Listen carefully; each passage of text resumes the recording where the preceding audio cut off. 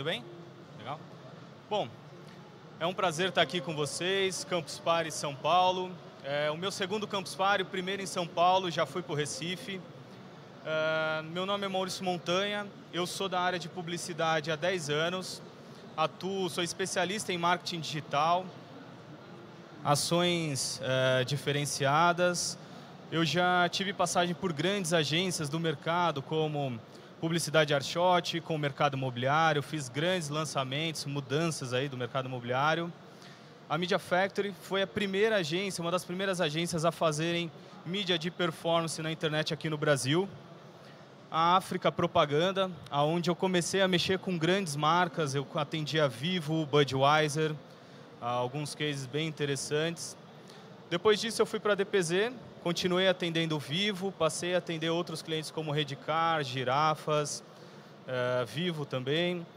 E aí eu mudei de área, eu decidi sair dessa vida de agência, começar a ter uma vida realmente. Fui para veículo, fui para a Folha de São Paulo, onde eu fiquei alguns anos, e onde eu comecei a atuar na área comercial, comecei a atender clientes em nível nacional, projetos multi-plataforma, no sentido de online, offline.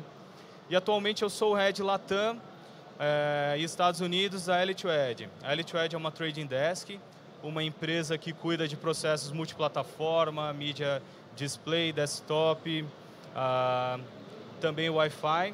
E eu tenho hoje a missão de desenvolver projetos para clientes de todos os tamanhos que gerem retorno em venda. Então, é mais ou menos isso que eu quero falar com vocês hoje. Nesse meu processo na Elite2Ed, eu trato com muitas startups. Nós mesmos fomos uma startup e eu acompanho o processo desde o início dessas empresas. Pessoas que trocam tudo, elas trocam seu emprego, elas vendem seu carro e investem numa ideia, investem em um objetivo, e alguns têm muito sucesso, outros se perdem no meio do caminho. E é esse processo que eu quero tratar com vocês.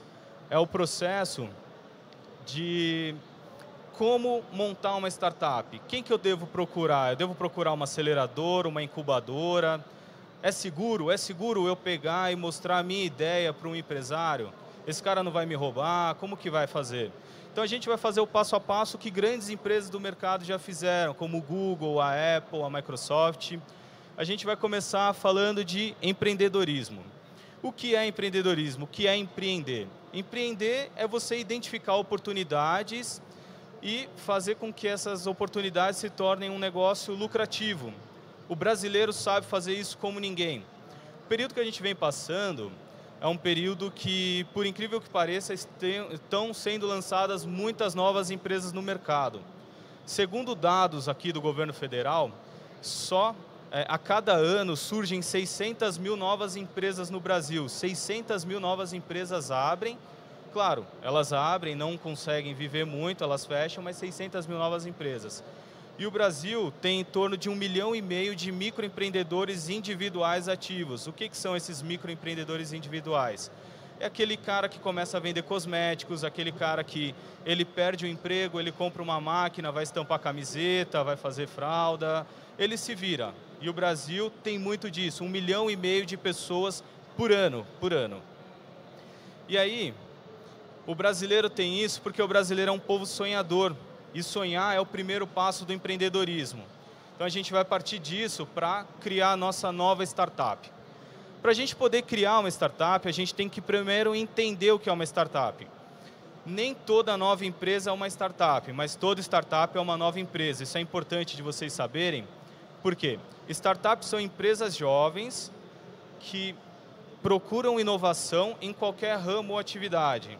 E além disso, elas procuram fazer um processo que seja escalável e repetível. Por que esse processo tem que ser escalável e repetível? A startup é uma empresa que ela nasce e cresce muito rápido. Ela estoura para o mercado muito rápido. A gente vai ver alguns cases aqui do que aconteceu. Mas o que é ser escalável e repetível? Por que tem que ser esse modelo? Escalável significa um modelo que você pode replicar sem demandar a mão de obra na mesma proporção. Então a gente pode usar como exemplo as escolas de inglês. A escola de inglês presencial, você tem uma turma, você tem um professor, uma sala, 20 alunos. Se você tiver uma demanda muito grande e tiver que multiplicar isso, você vai ter que ter mais um professor, mais uma sala e montar mais uma turma. Enquanto na escola de inglês à distância, você tem um professor que cria um conteúdo ou transmite esse conteúdo para um número ilimitado de alunos. Você não tem que aumentar a sua mão de obra na mesma proporção que aumenta a sua operação. Irrepetível é um modelo de processo que significa você entregar o mesmo produto em caráter ilimitado. Como, por exemplo, o DVD. Para você exibir um filme para 1 milhão de pessoas, você deveria fazer 1 milhão de cópias desse conteúdo e distribuir. Enquanto pay-per-view, 1 milhão de pessoas podem ser impactadas por esse conteúdo.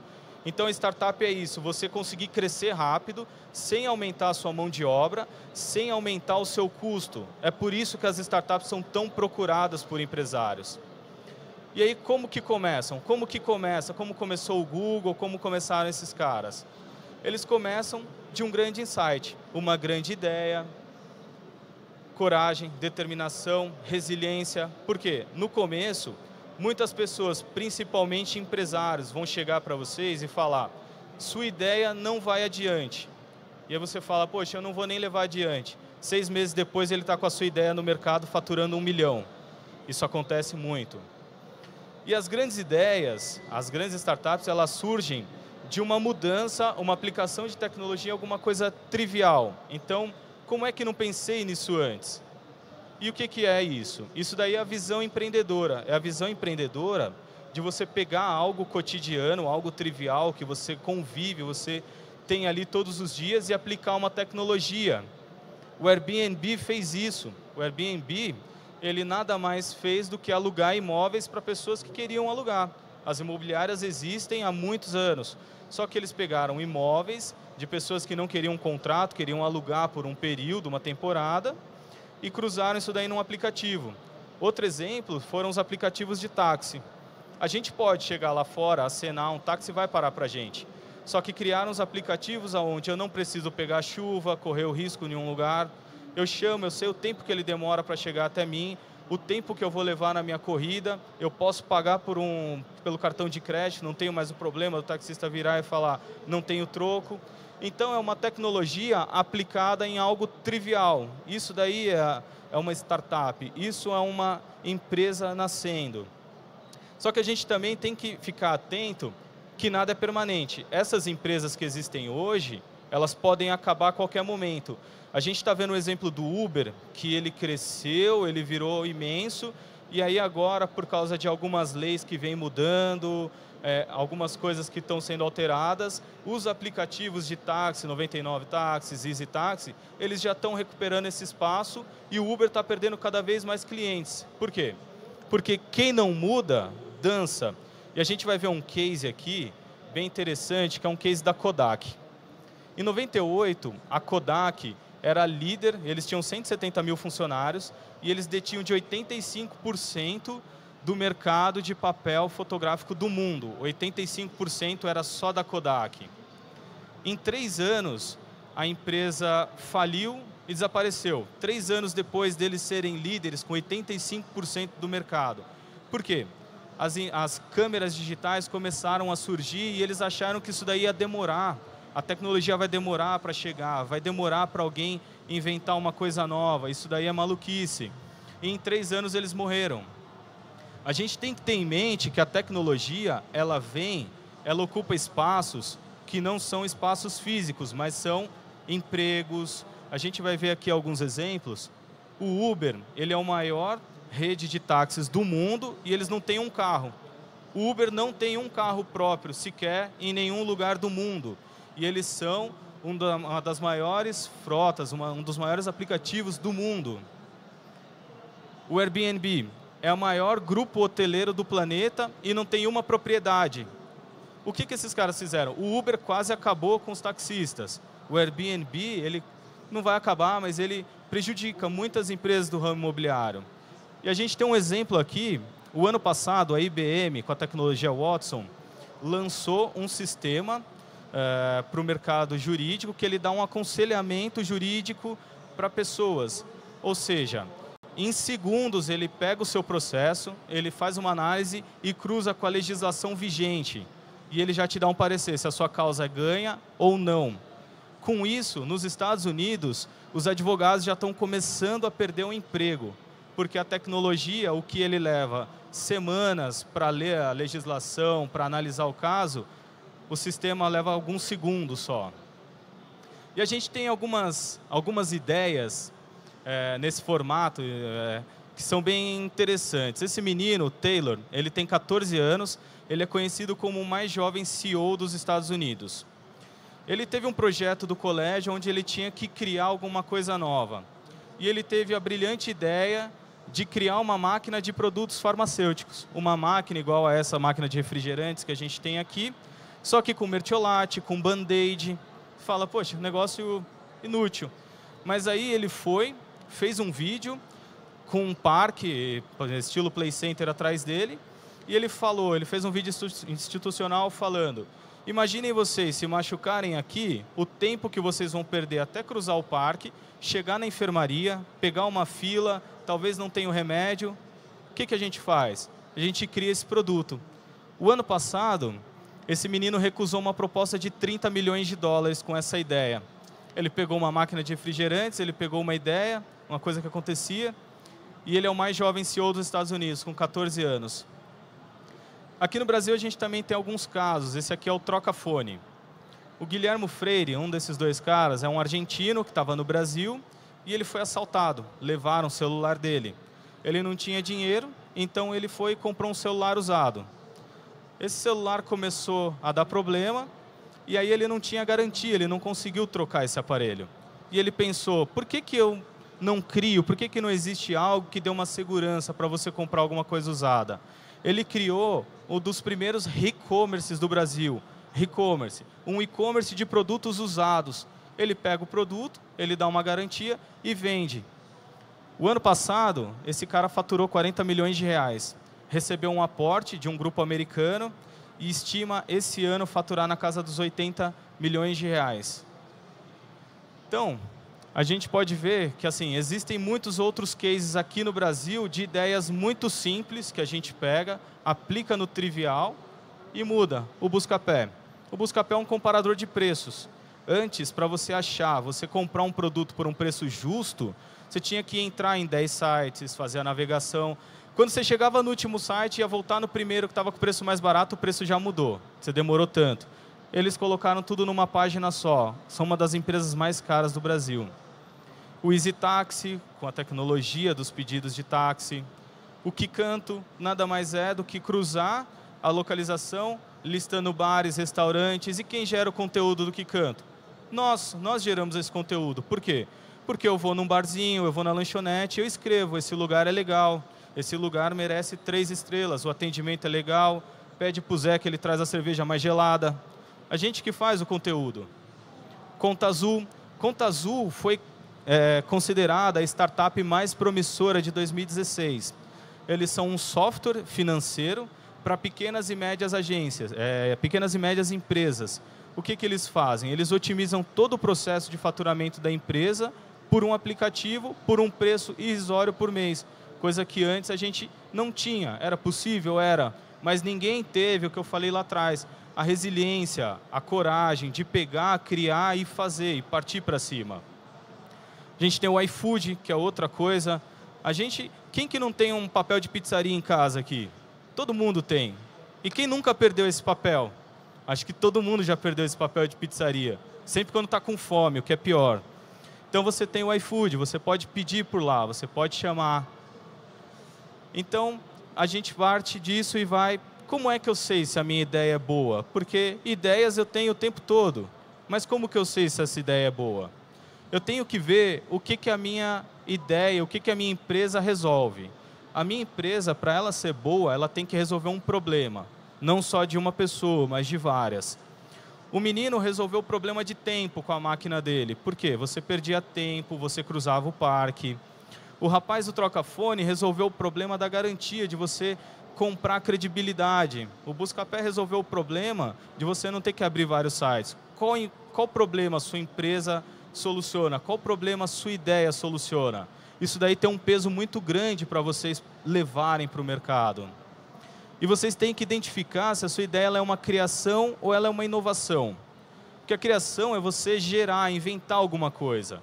Inovação é você criar novas formas de utilizar essa coisa. Então, os aplicativos de táxi são inovação, o Buscapé é uma invenção. O que é a sua ideia? Aqui a gente tem a mesma coisa, uma televisão. Ela fazia a mesma coisa, transmitia uma programação. Só que hoje você tem o conforto de um controle remoto, uma coisa simples. Todo mundo podia levantar e trocar de canal, mas o cara que inventou o controle remoto é trilionário. Todo mundo hoje pode acessar a internet da televisão. Outro ponto importante é, a sua empresa tem um diferencial para derrubar a concorrência? O Uber, quando foi lançado, o diferencial dele era um carro de luxo, não identificado, que tem um ar-condicionado, que você pode escolher a temperatura, você pode escolher o som, você tem uma água, você tem uma bala. Foi o diferencial deles. E hoje, os táxis começaram a copiar isso, mas ainda hoje tem muita gente que usa o Uber exatamente por esse conforto, exatamente por esse diferencial. Inclusive até de você poder andar com um pet dentro do carro. Então, qual o diferencial da sua empresa? O que você tem de diferente da concorrência? A gente tem que ter em mente que, assim, se eu lançar um produto hoje, em exatamente uma semana, vão ter 3 produtos iguais no mercado. Qualquer coisa que vocês criarem.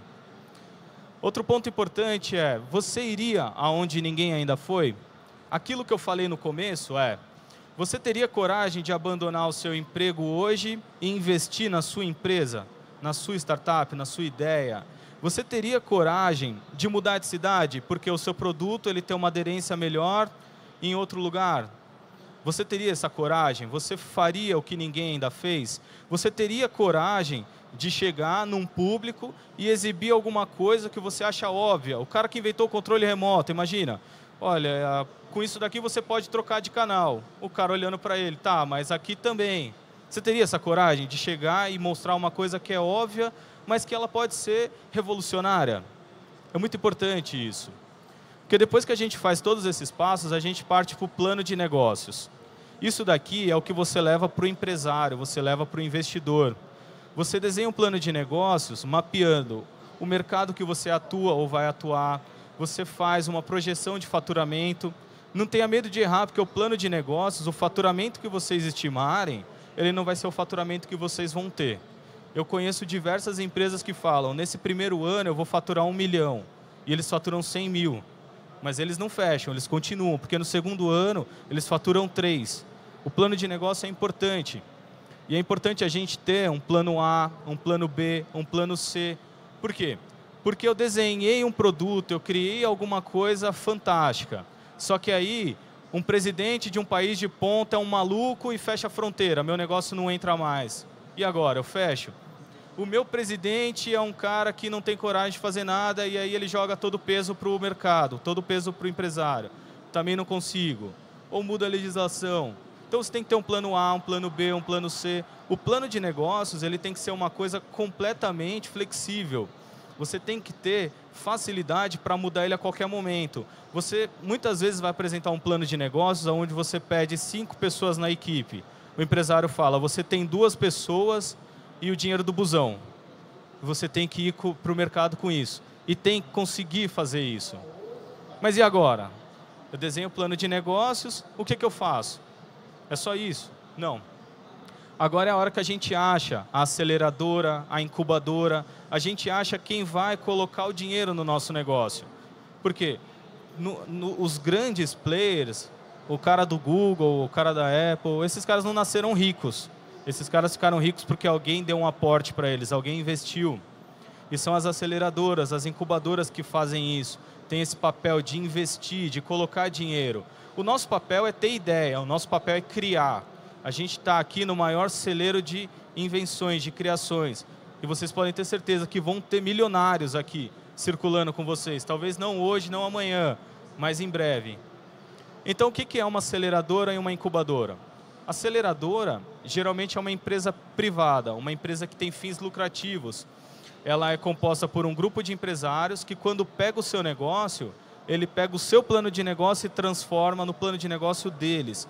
ele coloca especialista, ele coloca consultor, ele coloca uma equipe inteira trabalhando o seu negócio. Você fica em segundo plano, você é o dono da ideia, você é o cara que ajusta, você é o cara que configura tudo, mas ele é o cara que vai jogar você para o mercado. Ele vai dar uma cor nova, ele vai dar uma forma nova.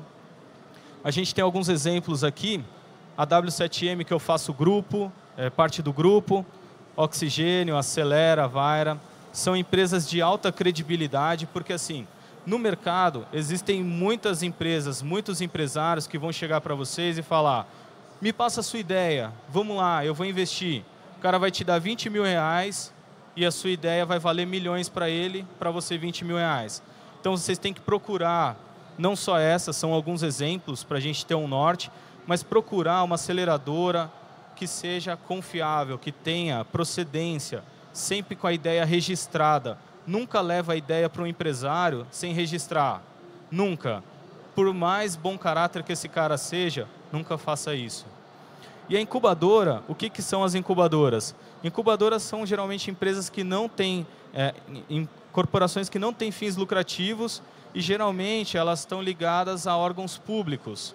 A gente tem aqui o CIETEC, que é ligado à USP, o Incamp, que é ligado à Unicamp. Essas empresas, elas te dão o espaço e a infraestrutura.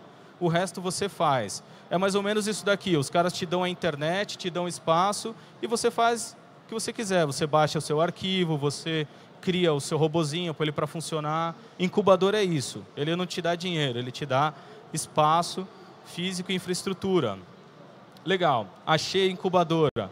E agora? Meu negócio está pronto? Já posso comemorar? Estou milionário? Ainda não. Por quê? Porque, como eu disse, a ideia ela não começa pronta, ela não nasce pronta.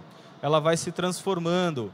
Todos os players que eu mostrei ali, o Buscapé, quando começou, ele analisava 5 sites. Até que eles foram ampliando, eles foram se transformando, eles foram transformando layout. Por quê? Eles mandavam análise para o seu e-mail, eles não pegavam e jogavam na sua tela. A gente tem aqui os exemplos do que vão acontecendo com as empresas. A gente vai ter os exemplos aqui. Aqui. O Google, lá em 97, quando eles estavam no início, um monte de informação, um algoritmo que trazia assim, o que você queria, mas talvez não acertasse tanto. Hoje, para vocês terem ideia, o Google mapeia tudo que vocês fazem com o seu celular, quando vocês estão no Android, pelos aplicativos. Quando vocês vão digitar, vocês colocam a primeira letra, aparece a palavra do que você está procurando. Por quê? Porque eles foram evoluindo o software, eles foram percebendo que eles não podiam ter dados só do que você procura aqui. Eles tinham que ter dados do quê? Do que você faz também quando não está na frente do computador. Então é o aplicativo que eu baixo, é o programa que eu assisto da minha TV conectada, tudo gera dado e tudo está aí. O Facebook. Facebook em 2004 tinha que ter uma descrição. O que era o Facebook? Seus amigos do colégio, toda a sua rede social está aqui, traga seus amigos, convide eles. Hoje eles não têm mais nada, eles só falam que você pode usar ele a qualquer lugar, a qualquer momento. E é o que eles querem. Você fica com ele conectado no seu bolso, que ele evoluiu. Um outro exemplo aqui, como não só a marca, não só a logomarca, como o produto em si, a embalagem do produto em si, se eu posso dizer assim, eles mudam.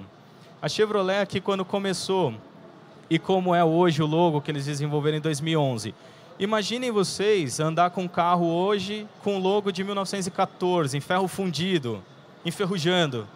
Não é legal. Então, vai evoluindo, criando uma identidade aonde chegou um momento que você não precisava nem escrever Chevrolet mais, porque todo mundo sabia o que era. E não só a logomarca, o carro também. O carro vai evoluindo porque ele precisava ter mais tecnologia, estar conectado, ter acessório de segurança. Claro que muita gente ainda quer comprar esse antigo, porque é maravilhoso. Mas o carro novo, ele tem uma série de itens que foram evoluindo ao longo do tempo, que se esses caras tivessem parado no mercado, provavelmente teriam acontecido igual a Kodak. Eles teriam morrido no mercado. Por isso que a gente tem que estar atento às tendências, tanto para lançar um produto, como para pegar esse produto e cuidar dele durante todo o tempo de vida útil dele. Por quê? Todos os dias nascem coisas novas. Quem trabalha com redes sociais sabe disso, que a profissão hoje de o cara que fica postando em redes sociais, o cara que administra isso, esse cara não existia. E talvez amanhã ele não exista de novo. Por quê? Porque vai evoluindo tudo, as tendências vão mudando. Então a gente tem que acompanhar as mudanças do mercado, manter a concorrência sempre em vista. Por quê? A gente tem que ter um parâmetro. E o parâmetro ele tem que ser o nosso concorrente. Por quê? É o cara que está brigando pelo mesmo peixe que eu. Ou eu como, ou ele come, que seja eu. Então eu tenho que ficar atento ao que esse cara está fazendo. Pensar no diferencial sempre. Pô, se esse cara ele tem uma cor que chama mais atenção, as pessoas frequentam mais o ambiente dele porque a usabilidade dele é mais fácil. Você tem que pensar no seu também, seu diferencial. E ter em mente que assim como você, esse cara todos os dias olha para você e ele cria, ele se adapta, ele se espelha em você. Todos os dias ele olha o que você está fazendo. Se você pôs uma camisa azul, esse cara vai aparecer com uma camisa azul também. Todos os dias o seu concorrente olha para você. Então você tem que estar atento a isso. E a gente tem que ter em mente aquilo que eu falei no começo. Os gigantes, eles também nasceram pequenos. Esses caras não nasceram as potências que eles são hoje. Essas empresas não nasceram as potências que elas são hoje. Essas empresas foram crescendo, foram se desenvolvendo. E hoje elas são o que são. Então a gente nunca pode perder o foco, a gente nunca pode perder a resiliência. Tem que seguir adiante, sempre. Registra a ideia, leva para um grupo de investidores que tenha procedência, que sejam pessoas honestas, para não perder. Eu trabalho no dia a dia, conheço muitas pessoas que perderam a sua empresa porque levaram para um cara que deu para eles lá 20 mil, 30 mil e pegou uma empresa que hoje vale milhões no mercado. Então isso é muito importante, porque depois disso é só a gente começar, gente. Obrigado.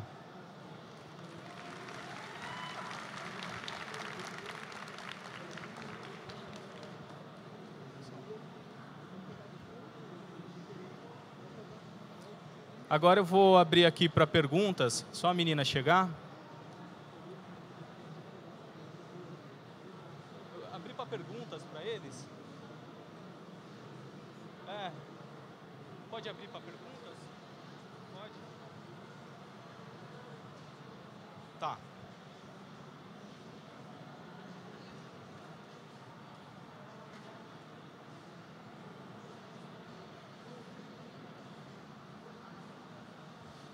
A menina vai passar com o microfone. Quem tiver perguntas, quem quiser tirar dúvidas, quem quiser até depois conversar, eu vou ficar aqui do lado, distribuir alguns cartões, o que eu faço no dia a dia, se vocês quiserem bater um papo, estou à disposição.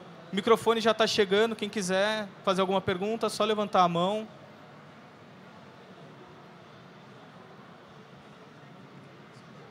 Boa tarde, meu nome é Adolfo. Tudo bem? Tá? Uma das principais dúvidas é como registrar a ideia. A ideia, você tem que... Existem vários órgãos. O Sebrae tem um manual de como você registrar a sua ideia em diferentes segmentos. Seja uma ideia de tecnologia, seja um produto. Eles têm um manual lá. Eu aconselho a entrar no site deles, porque esse manual ele tem a legislação atualizada. Mas tem todo um manual, você vai num cartório, esses cartórios civis mesmo, normal, você registra a sua ideia, e aí se alguém quiser comprar essa sua ideia, aí cria-se patente, e aí você é o dono do negócio. É bem importante isso. Obrigado.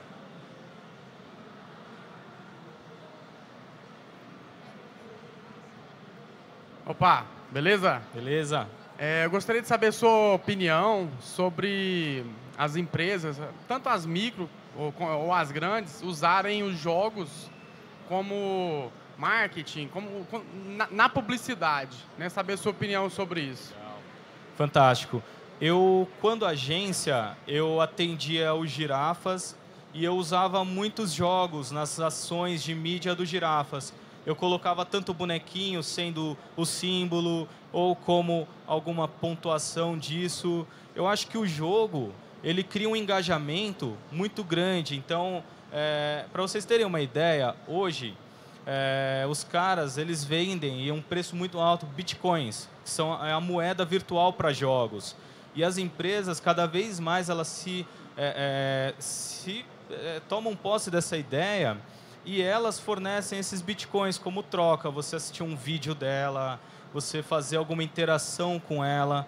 Então, assim, o jogo ele cria um engajamento muito similar ao da rede social. O que alguém, um influenciador fala, porque você vê alguma coisa no jogo, você potencializa essa mensagem, você passa adiante. Eu acho que tem total aderência ao mercado, é muito legal isso. Aqui. Opa, boa tarde. Oi, tudo bem? Tudo bem. Eu queria saber, porque assim, o mercado de tecnologia tem uma peculiaridade quando você vai ver quem é que está concorrendo com você. Porque é diferente, por exemplo, de padarias, dá para ver na própria cidade, você vê, elas estão concorrendo comigo. O mercado tecnológico, apesar de você ser uma empresa pequena, às vezes você está competindo com grandes empresas de outros países, de outros estados. Como é que a gente faz um mapeamento correto de quem são realmente seus concorrentes e como priorizar, como você organiza tudo isso? Legal. Quando você busca uma consultoria, você entra numa aceleradora, você entra numa incubadora, esses caras já têm um núcleo que te dá um estudo disso. Por quê? Para eles é importante saber quem é você no mercado, porque eles estão injetando o dinheiro deles. Quando você está sozinho, você tem que usar o meio mais tradicional, você tem que buscar na internet exatamente as palavras do que distinguem o seu produto. Se for um produto muito técnico, um termo técnico, ele não abre tantas opções na busca. Então você acaba achando exatamente quem é o seu concorrente. Se for um negócio mais amplo, você vai ver que tem várias empresas, mas quando você entra numa aceleradora, numa incubadora, esses caras fazem um estudo de mercado bem afinado para você. Você comentou que antes de você levar uma ideia para o empresário, para o investidor, é bom registrar essa ideia, né?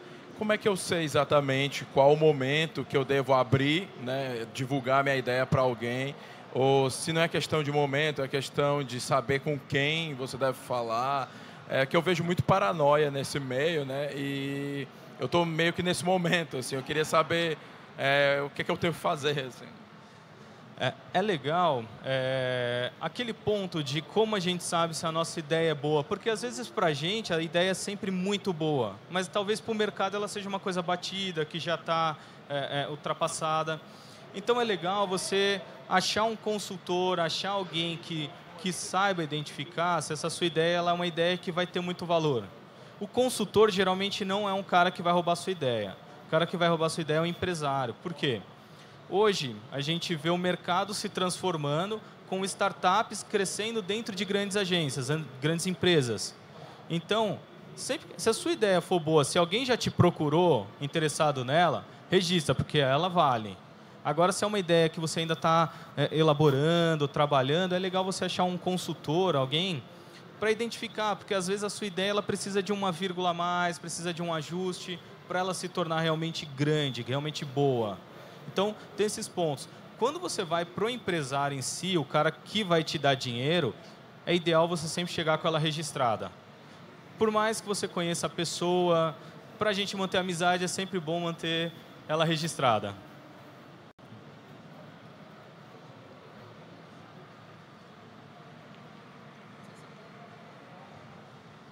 Oi, boa tarde. Eu sempre ouço falar sobre MVP. Eu queria saber qual a importância de se ter um MVP, se realmente um MVP é um produto ou é um processo que você tem que estar sempre mudando. E como eu poderia chegar numa incubadora com um produto, um MVP pronto ou para produzir esse MVP dentro de uma incubadora? Quando você vai para a incubadora, os caras já formatam ele para você, né? Porque é uma coisa que ele se transforma. Você vai mudando, você vai atualizando. Mas quando você chega na incubadora, você encontra pessoas que estão num nível tecnológico, um nível de conhecimento muito alto, e esses caras eles vão ajustando, afinando com você. É legal você sempre levar o máximo que você já conseguiu chegar, e esses caras vão te dar ali o toque final. Cadê o... Olá, boa tarde. Oi. O pessoal Cadê? Aqui. Ah. O pessoal da Campus Party está trazendo para o Brasil, acho que na sexta-feira vai vir o Meet Lowy para cá, né? Legal. Que é o cara que fundou, um dos cofundadores do Netflix. E lá fora ele tem um produto chamado, acho que é Arena Pass, que é de Movie Pass, que é de assinatura para você assistir filmes em cinema. E esse é um mercado muito forte lá fora de assinaturas, né? E a gente não vê muito isso no Brasil em startups propondo soluções de mudança transacional para soluções de assinatura. Você acha que isso pode ser uma tendência no Brasil ou vai ser uma coisa como o cupom, por exemplo, que é muito forte lá fora e que aqui no Brasil a gente tem mais dificuldade? Você acha que a assinatura é um negócio que no mercado brasileiro é mais difícil do brasileiro se adaptar? A assinatura é um negócio que vem crescendo absurdamente no Brasil. Hoje você acha artigos geek, né? O Omelete hoje ele tem uma assinatura de um box que você recebe produtos geek, não só eles como vários nesse segmento. O ano passado a Abril fechou, a editora Abril assinou contrato com 100 empresas de assinatura. Que essas empresas vão fazer o quê?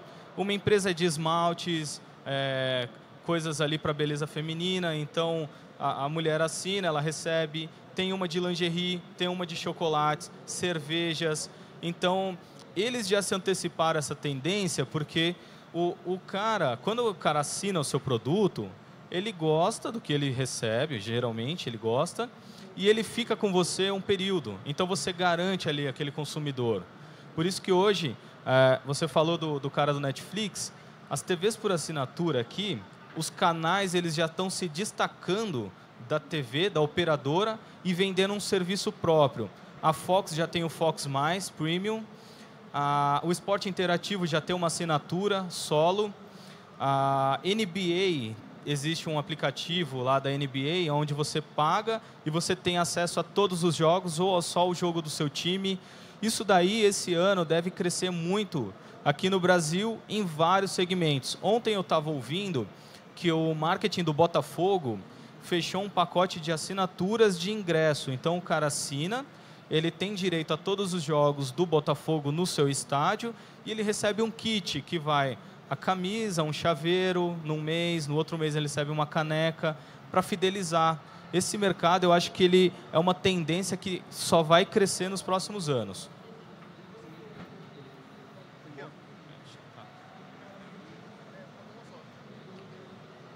Boa tarde. Boa tarde. Cara, ultimamente eu vi uma entrevista de uma das fundadoras do Y Combinator, que é uma das maiores venture capitals, aceleradoras lá dos Estados Unidos, e ela falava que quando ela ia analisar uma empresa para dar ou não a ela o investimento, às vezes ela olhava muito mais para o background pessoal da pessoa que estava apresentando a ideia do que propriamente para a ideia. Que eles deixaram muito de investir só naquele cara que era de Stanford, Harvard e faculdades tops, para ver se o cara realmente fez na vida dele algo que provasse que ele merecesse aquilo. Eu queria ver se aqui no Brasil o pessoal já olha muito para isso, ou se isso é uma visão um tanto quanto muito arrojada ainda para o cenário brasileiro. Eu já presenciei isso quando eu levei uma startup para um grupo de empresários e os caras, quando eles olharam o material, eles viram que tinha CEO, CFO, CMO. Eles falaram, a gente não vai investir nessa startup. Eu falei, mas por que? A ideia é tão legal, é tão genial. Ele falou, esses caras, quando eles pegaram isso, o cara só tinha essa assinatura, mas não tinha uma descrição embaixo.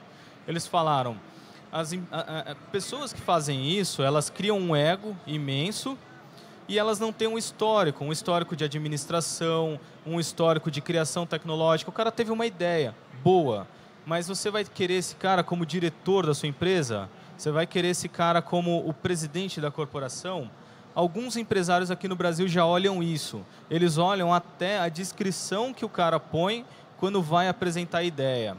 E quando o cara põe uma descrição muito alta, presidente da corporação, geralmente alguns empresários já descartam essas empresas de primeira. Isso acontece muito.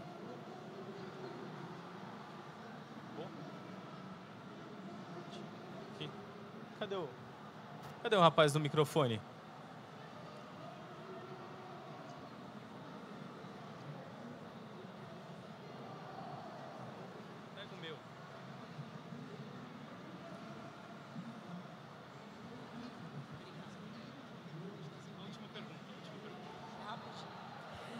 Então, com relação à ideia, a gente pode registrar uma ideia ainda sem um plano breve assim de apresentar para um investidor. Por exemplo, eu tenho uma ideia, mas para proteger a minha ideia, eu quero registrar logo, mas eu não sei ainda quando que eu vou começar a fazer o meu plano para mostrar para o investidor, porque vai que alguém tem a mesma ideia que eu e acaba tomando a minha frente. Eu estou protegida quando eu registro a minha ideia, mesmo que eu ainda não ponha, não aplique ela ainda num período curto? Sim, você pode, quando você só tem uma ideia, só tem um nome, ou você criou, seja uma cor que seja, você pode registrar. Você pode registrar por quê? Hoje talvez não valha nada, é apenas uma ideia, mas se a sua ideia virar uma empresa, virar um negócio grande, podem aparecer outras e essas outras ideias eles cobrarem de que eles surgiram primeiro. Onde a gente tem os casos de plágio e tudo mais. Então, mesmo que seja uma ideia, você já pode registrar. Quando você cria o registro, ele já cria uma data ali de quando você começou a empresa, quando você começou o processo, e dali para frente ninguém pode criar a mesma coisa que você. Bom? Gente, obrigado. Quem quiser bater mais um papo, eu estou aqui do lado. Obrigado.